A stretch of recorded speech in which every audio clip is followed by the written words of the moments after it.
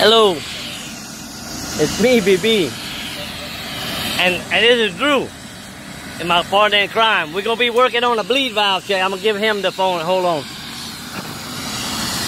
We're gonna be doing a bleed valve adjustment check, and on the number 2 motor engine. So what you do is you gotta disconnect this can plug right here. You gotta make sure you disconnect it. This is the bleed valve, and this is where you hook it. You gotta take a cap off. They got a cap back here. You take the cap off, slip a hose on it. We run the hose up here through the column, and then we'll show you where we go at from there. This is where the adjustment will be made. You have to back this bolt out right here, just a little bit, loosen it up, and this is where you'll make your adjustment at it on this screw right here. And this right here is where the screen is. Before you make an adjustment, you're supposed to pull this screen out, change the screen, because you just do. It's PHI policy now. Change the screen before you make an adjustment on this bleed valve. But okay, so we're gonna stop right now and we're gonna go down and we'll do a little bit more at the valve. Okay, look, what we do, we're gonna be running the aircraft, and when the aircraft is at 100%, the pilot is gonna start pulling pitch. And when he's gonna pull pitch, we're gonna get, when he cranks the motor, we're gonna start getting bubbles in here, and he's gonna pull pitch until he runs out of bubbles. Look at the bubbles. You see? You can use either a little water bottle. You don't have to have a lot of water, but you can use a little water bottle to do this test. We're simulating that he's running right now. And if you don't have a lot of water and you're hungry and it's breakfast time, you can always come out with your Honey Bunch cereal, and you can eat your cereal and you can blow bubbles at the same time. And you can eat while you're doing this if you need to. Good. We're gonna, okay, still blowing, okay, stop. Okay, it stopped blowing bubbles. So now we're gonna plot it on the chart here. What was your NG? You were at 90.1. Okay, thank you. He was at 90.1 NG whenever the bubble stopped. So we're done with this demonstration. And we're going to pause it and we're going to show, well, no, I'll show you right now. Let me put my honey bunches up. So what we do is, you come here on the chart and you look at the OET, and we get the OET off of the, what we getting it off of? Off the MFD. MFD, we're getting it off of the MFD. We was at 28 degrees. So you come here and you plot up at 28 degrees, and then you come across.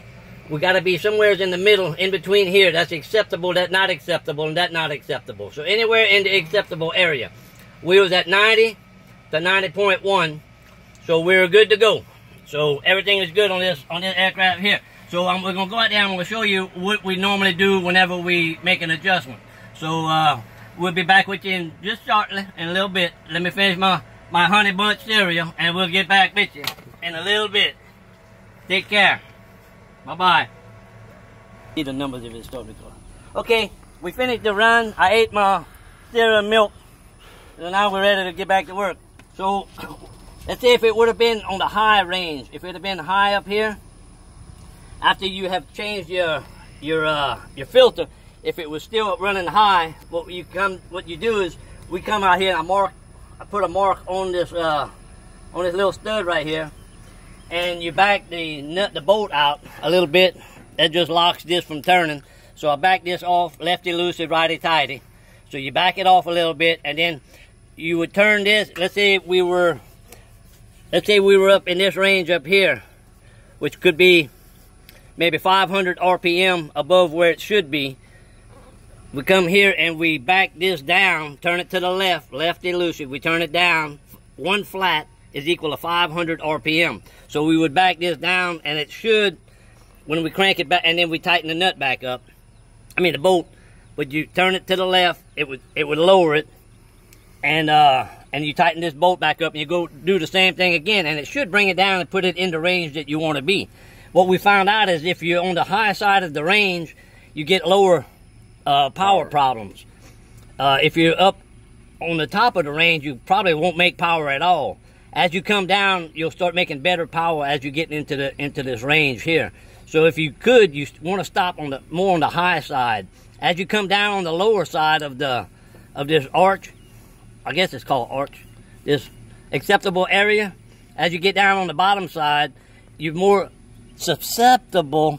Yeah, that's a big word for me, but it works. It's more susceptible of making some, what would we call that? Compressor stalls. Compressor stalls, yeah, more susceptible of getting compressor stalls. So you want to keep it up on the higher range. Thank you, Drew. I appreciate that. I need my help.